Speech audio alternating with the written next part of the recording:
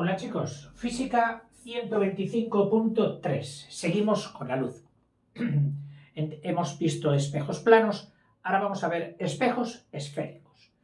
Imagínate que tenemos una esfera. Vamos a dibujarla un poquito así por encima para hacernos mejor idea.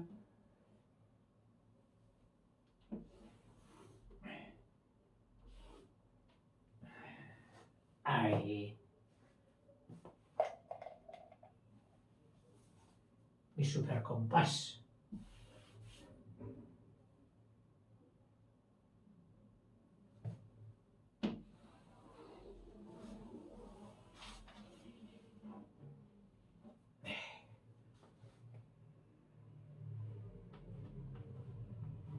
Bueno, esto es la esfera. Con el centro ahí en el interior sería una esfera transparente para ver el centro, si no, no lo veríamos. Y a esta esfera le doy un corte, ¡plaf! Como si fuera una naranja, ¡zas! Un corte por ahí. Que visto un poquito en perspectiva, el corte, pues sería esto. Puedo dar otro corte, qué sé yo, aquí.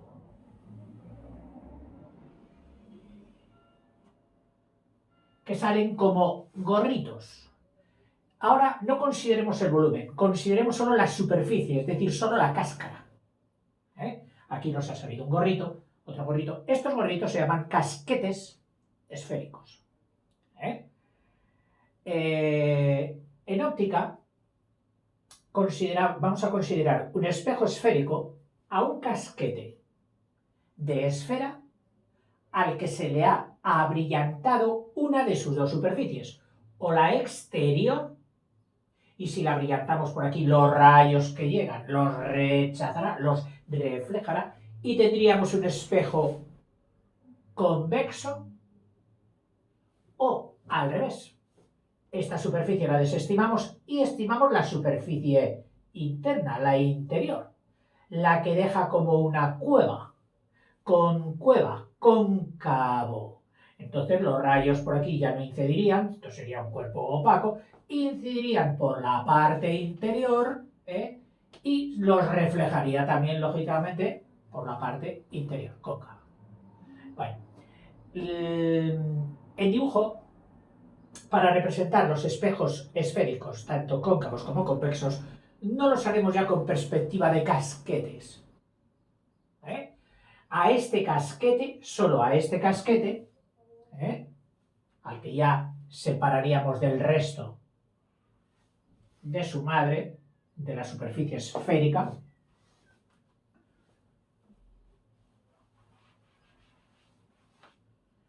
lo partiríamos ahora, le daríamos un corte, una sección, seccionar, es cortar. Le hacemos una sección en este plano, el de la pizarra, en cuyo caso el corte que veríamos, el corte, sería esta línea. Todo lo demás ya no nos interesaría porque no es corte. El corte sería esto. Entonces, para nosotros esto ya va a ser un espejo esférico. Aunque en realidad sabemos que es un casquete. Pero solo consideramos el corte que nos ha salido ahí. A veces para practicar un corte, pues decimos, oye, por donde haya pasado el cuchillo que aparezca de otro color. Y entonces aparece la parte seccionada con otro color. Esa sería la sección, el corte. Vamos a hablar ahora de cosas conjuntas tanto para los esféricos como para los... para los cóncavos como para los convexos. Dice, en la práctica, los espejos curvos presentan, dice, más variedad de uso que los espejos planos. O sea, resultan más útiles los espejos curvos que los planos. Aunque planos está lleno. Entre ellos, los esféricos son empleados en retrovisores de coches y de motos, microscopios, telescopios, etc. Un espejo esférico es aquel cuya superficie es esférica. Ya lo hemos visto. En realidad utilizamos como espejo solo una porción de la esfera. Lo que llamamos un casquete, acuérdate, esférico. ¿Cuánto es la parte interna de la superficie del casquete la que actúa como espejo? La parte interna se llama cóncavo, concueva, y cuando es la externa, convexo. En la práctica no hace falta dibujarlos en 3 dimensiones, que sería eso que te he dibujado antes, esto en 3 dimensiones. No, en la práctica, sino que lo representamos en sección, en corte. El centro de la esfera al que pertenece el casquete se llama centro de curvatura, y se le suele representar por la letra C. Centro de curvatura. Lo mismo que en una carretera. Oye, hay una curva aquí. Bueno, ¿y el centro de curvatura a qué radio tiene o a qué distancia está? Porque esto nos dará una idea. Si el radio es muy grande, la curva será muy abierta. Y si es pequeño, la curva será muy cerrada. O sea, radio de curvatura, centro de curvatura, que es el que he utilizado yo para hacer la esfera al principio. Y corta al casquete, ahí, corta al casquete aquí, en su polo. Recordando que en el casquete polar, por ejemplo,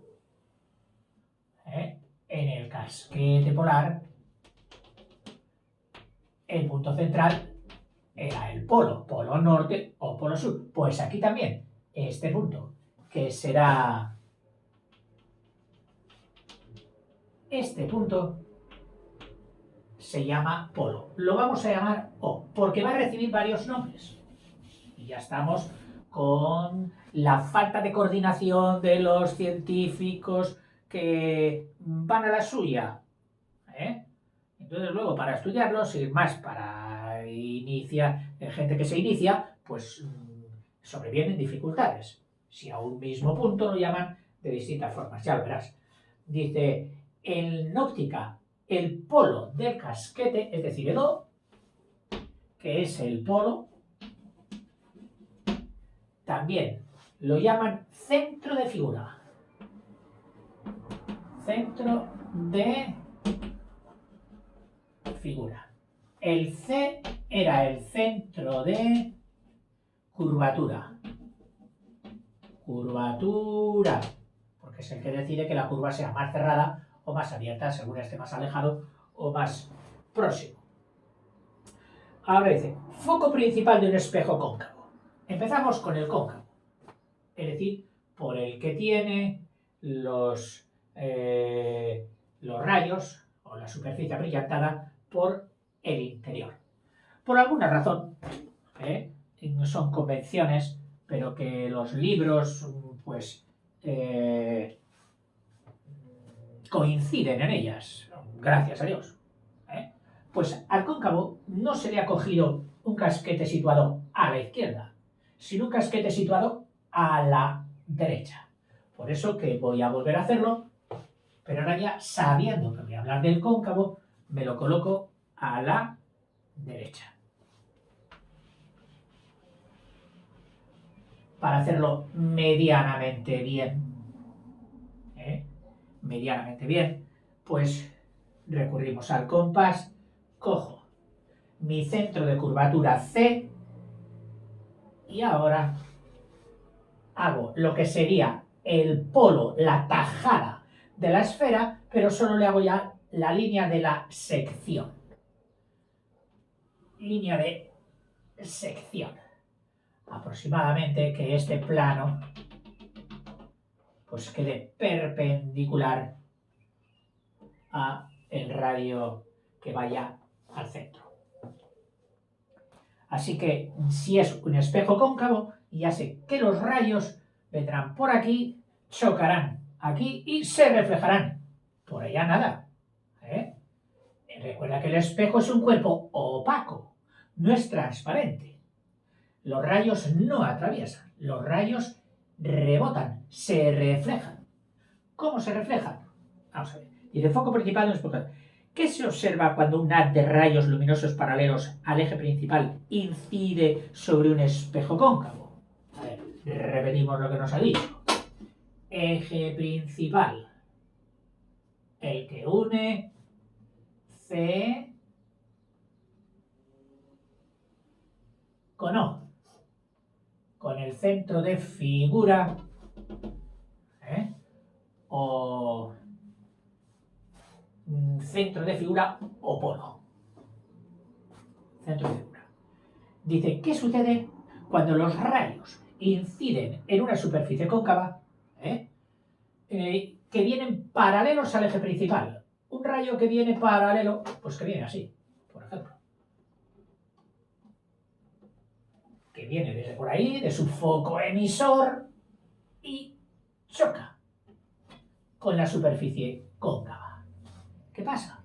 Bueno, por la ley de la reflexión, que sabemos que el rayo de incidencia forma con la normal el llamado ángulo de incidencia, y voy haciendo y diciéndote, mira, este radio que estoy dibujando, desde aquí, aquí, este radio, sabemos que llega aquí perpendicular a la tangente. Es decir, la tangente que pasa en este punto es perpendicular con este. Entonces, en este punto, en el punto de incidencia, la tangente sería perpendicular a este radio, que haría de normal,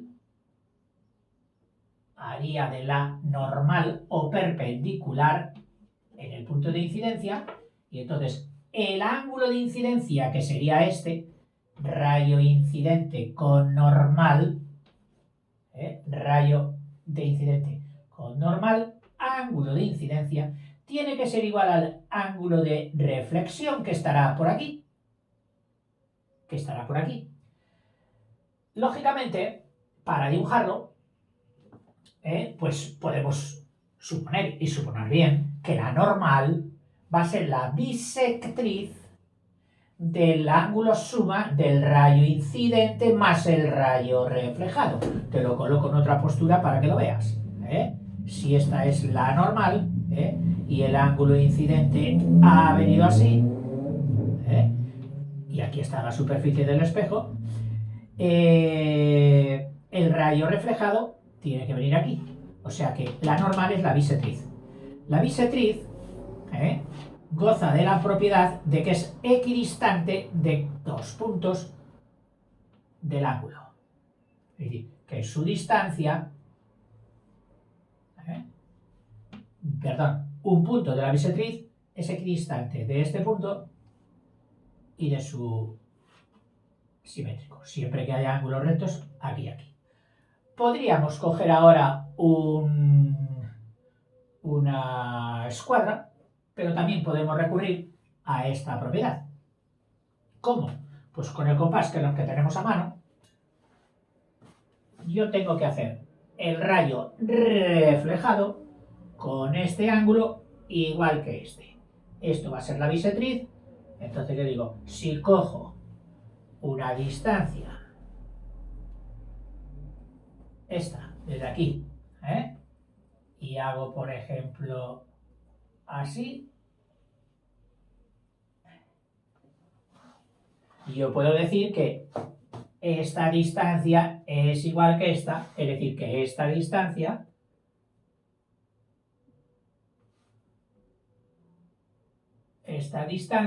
y hago de transportador, esta distancia será igual a esta. Es decir, que el rayo reflejado viene por aquí.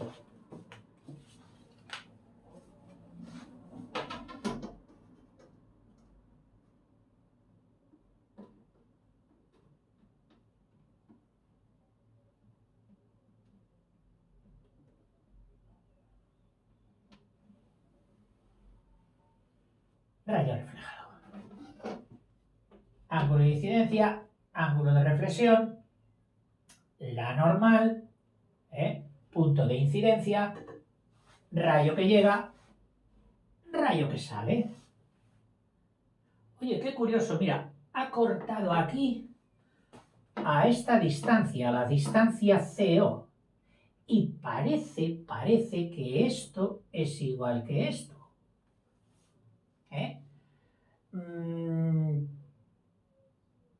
Vamos a coger otro rayo paralelo. A ver si es que solo se daba con este. Cojamos otro rayo paralelo. Pues yo aquí, por ejemplo. Y ahora, atento, porque si no te vas a hacer un lío con las líneas. Claro. Profe, para que le salga bien geométricamente todo, estas paralelas las debiera hacer usted perfectas, porque luego querrá que no haciéndolas perfectas le salgan las cosas luego bien. Bueno, tengo un rayo. Abusando de buena voluntad, digamos que es paralelo al eje principal. Llega a este punto que es el punto de incidencia. Entonces, el radio que llega ahí,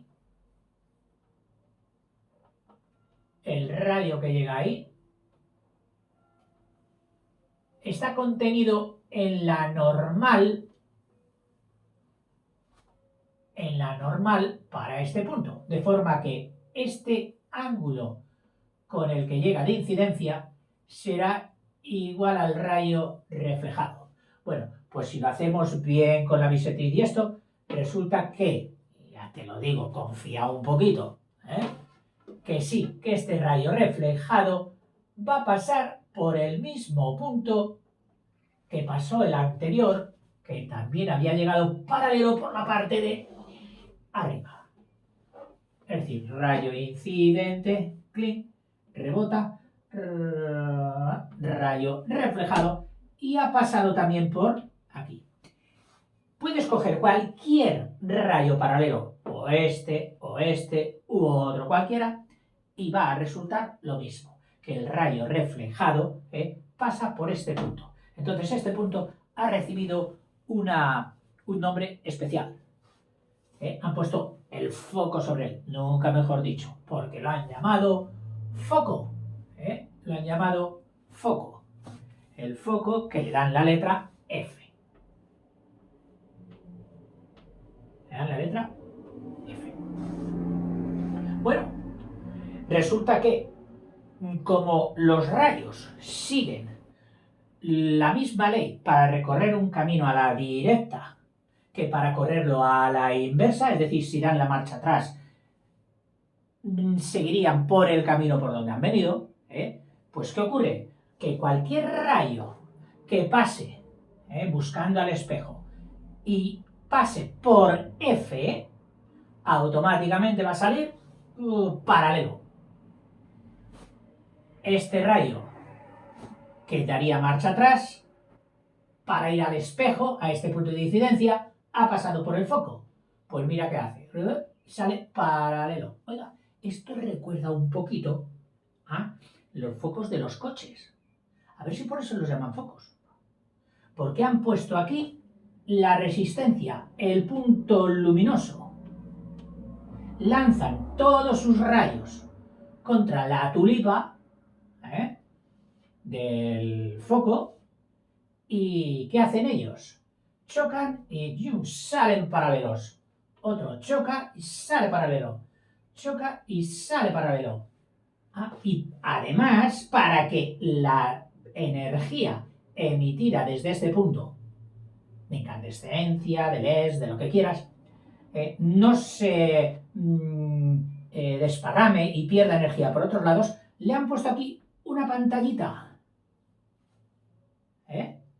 Por eso que si mirases al centro del foco del coche desde un lateral, no te deslumbraría porque está protegido aquí por una laminita de aluminio o metálica. Curioso.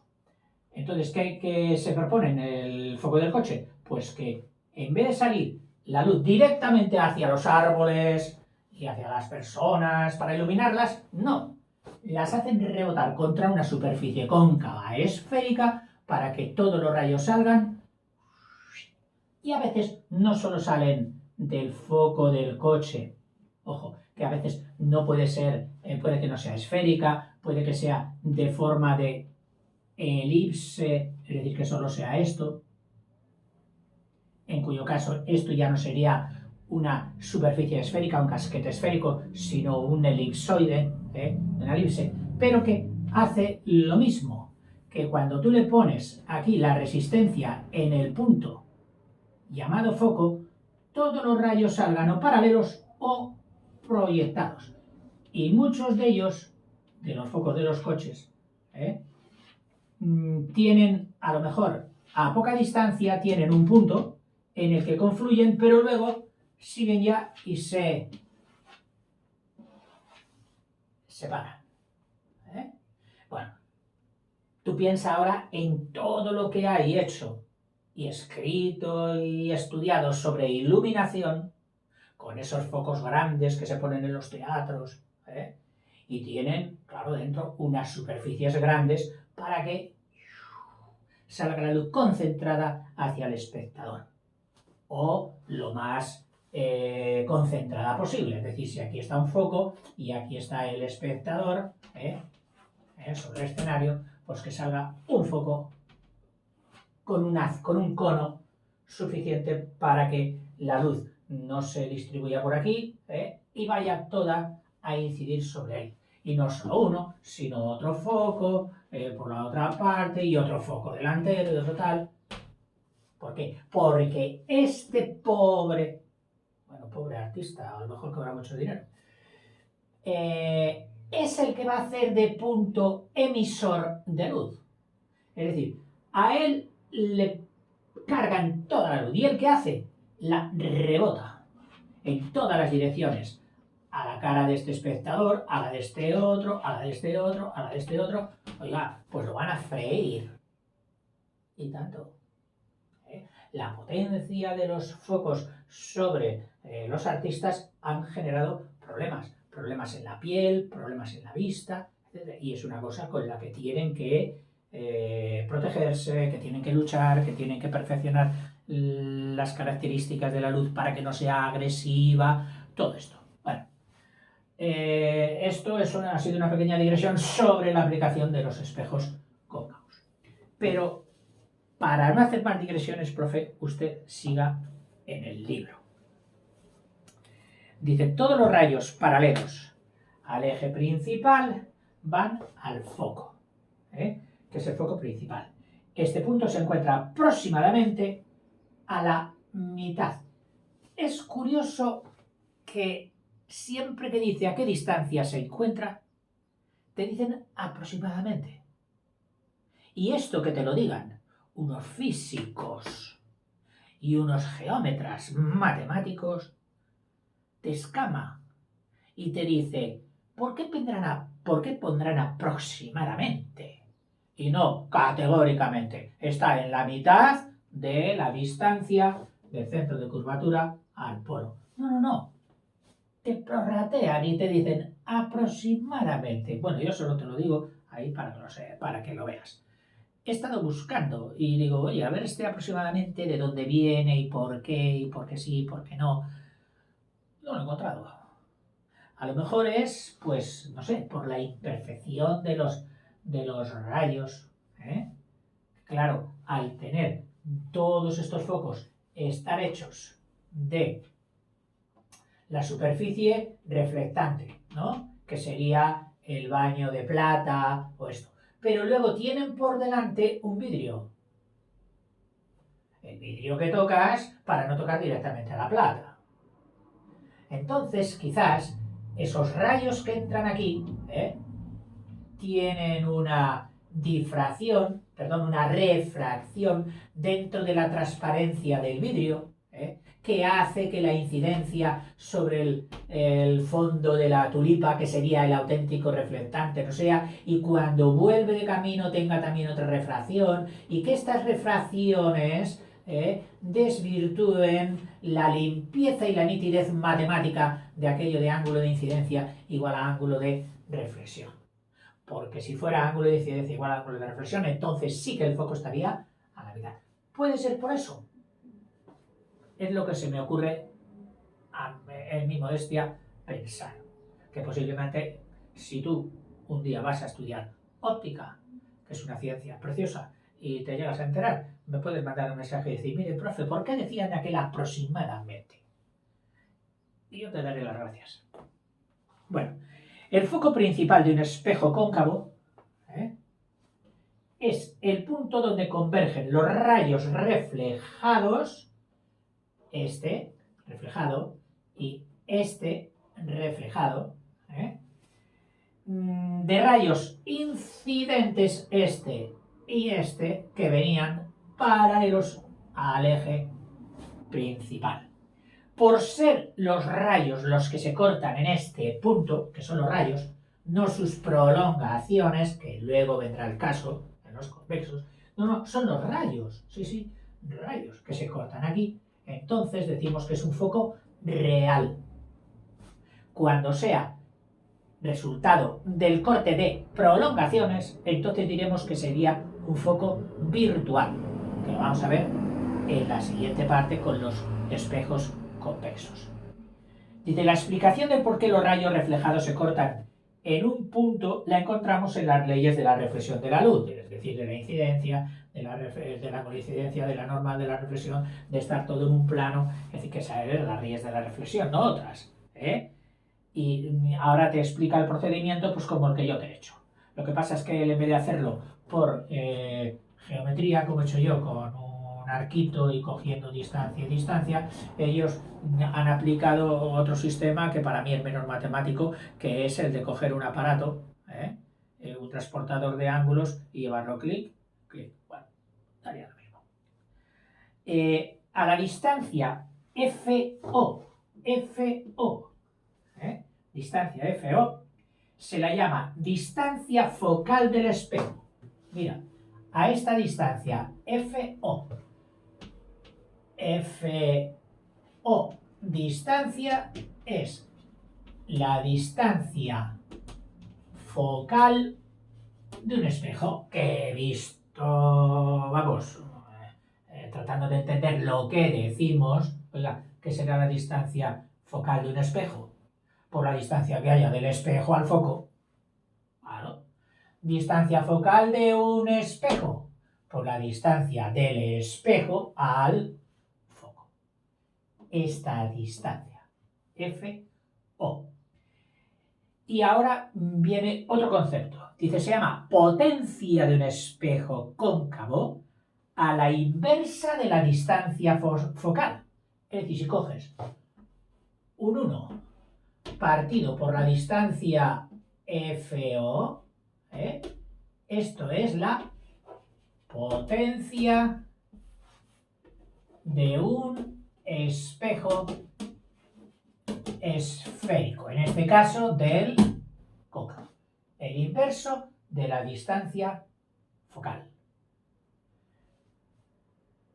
Dice, un espejo de distancia focal 1 metro, es decir, donde esto fuera 1 metro,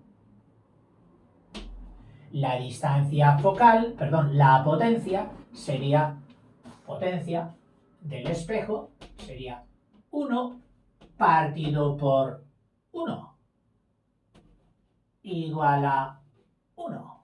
Bueno, pues este 1 de potencia de espejo es lo que se llama dioptría. Anda, oiga, mi mamá tiene gafas, mi papá también, y tiene tantas dioptrías. ¿Tiene que ver con eso? Sí. Es decir, tiene que ver con la curvatura de la gafa interior. Aquí estaría el ojo de tu mamá o de tu papá, o el tuyo, si tienes gafas. Y la gafa, la lente que te han puesto, que luego ya veremos por qué habrá otro capítulo para estudiar las lentes. Aquí estamos con espejos. Las lentes son atravesadas, son transparentes.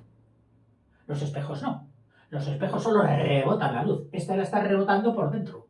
Luego vendrá el convexo que la rebotará por fuera.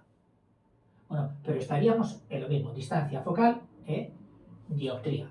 que por lo tanto no es este concepto de potencia, no es algo que se utilice solo en lentes, en los médicos, sino también en espejos. Los ópticos en espejos, los que fabrican focos. Bueno, dice, un espejo de distancia focal 1 tiene una potencia de 1 dioptría.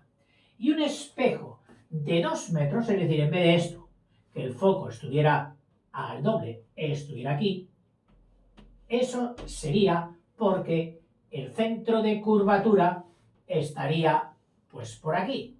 Con lo cual, la curva no sería así de cerrada, sino que sería así de abierta. ¿Me entiendes? Desde aquí, así.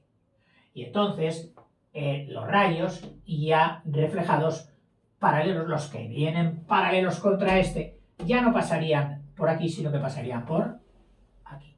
Otro rayo paralelo que viene por aquí, pasaría por aquí. Bien, distancia focal 2. Entonces, potencia sería igual al inverso de la distancia focal, que es 2, es decir, a 0,5. Esta gafa con esta curvatura tendría media dioptría. Y el espejo que tuviera, por ejemplo, el foco aquí en 0,5, que tuviera el foco aquí, ¿qué significa? Que el centro de curvatura lo tendría aquí al doble, y el centro de curvatura para esto, pues te habría dado una lente sobre ese centro de este tipo. De forma que los rayos que vinieran paralelos, no, pasarían por aquí. Otro rayo que viniera paralelo pasaría por aquí. Bueno, pues entonces, ¿qué potencia tiene este espejito con la curva más cerrada? Que tiene de distancia focal 0,5. Pues mira, potencia el inverso de 0,5, 1 partido entre 0,5 es 2. Es decir, este cristalito o este espejo tiene 2 dioptrías. ¿Que tiene la distancia todavía más pequeñita? Más pequeñita. Es decir, que el espejo todavía tiene es mucho más cerrado. Mucho más cerrado. Pues entonces, si fuera de 0,25, tendría 4 dioptrías y así sucesivamente. Bueno, yo pensaba en este vídeo, claro, pensaba haber tenido tiempo para haber hecho no solo el espejo cóncavo, sino también a su hermanito, al espejo convexo, y no ha sido posible porque creo que me he pasado ya de tiempo, así que hacemos un descansillo y volvemos. Hasta ahora, chicos.